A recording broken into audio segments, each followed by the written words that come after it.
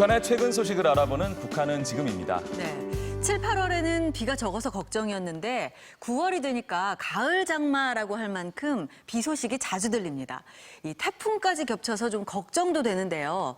박철영 기자, 북한도 비 피해에 대비하고 있다고요? 네, 북한 방송에 보면 비와 태풍 상황을 상세히 보도하고 있는데요. 주민들에겐 비 피해가 없도록 주의하라고 당부하고 있습니다. 북한 방송 함께 보시죠. 북한 방송의 기상 예보입니다. 전국의 여러 지역에서 센 바람이 불겠으며 조선 동서의 해상에서는 매우 센 바람과 높은 물결이 예견됩니다. 북한도 태풍이 큰 걱정거리겠죠? 네, 강한 바람과 집중호우로 인한 피해가 예상되는 만큼 이에 대비하라는 당부의 말도 잊지 않는데요. 오랑천 발전소, 문산 갈마 해안관광지구 건설장을 비롯한 이 중요 대상 건설장들과 농업부문, 수산부문 등 인민경제 여러 부문에서 폭우와 센바람에 의한 피해가 없도록 철저한 사전 대책을 세우기 바랍니다. 추수를 앞둔 시점에 태풍이 와서 더 걱정이겠는데요. 가뜩이나 식량난이 심각한 상황이잖아요. 네, 맞습니다. 사과는 이제 수확기에 들어섰고요.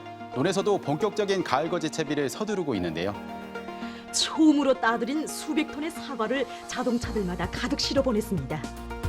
농장에서는 가을 고지가 시작되기 전에 트랙터로들의 수리 정비를 완료하기 위한 사업을 실속 있게 진행하고 있습니다.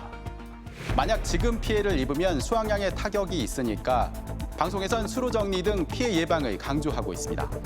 땅이 유실되거나 곡식이 묻히는 것과 같은 피해가 나지 않도록 큰물 피해 막이 대책을 철저히 세워야 합니다. 북한은 아무래도 재해에 더 취약하잖아요.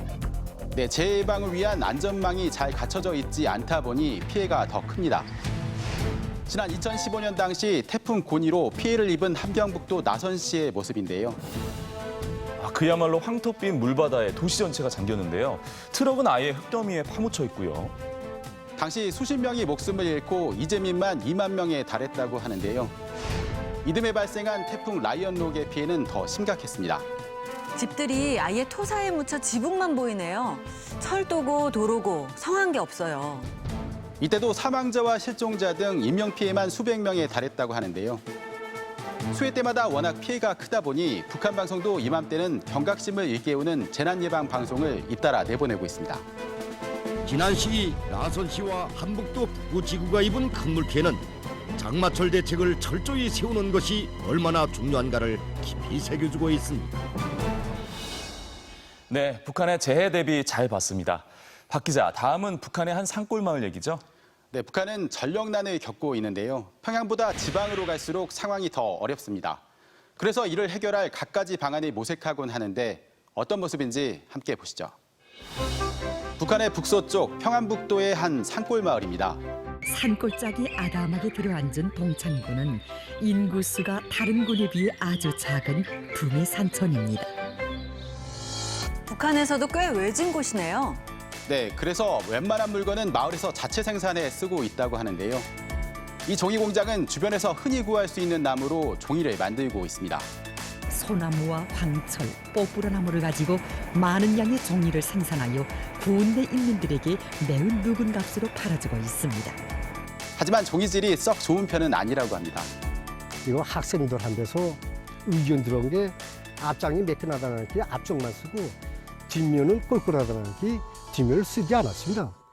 지역 특산물로 식료품을 만드는 이 공장은 전기가 필요 없는 무동력 보일러를 만들어 쓰고 있는데요.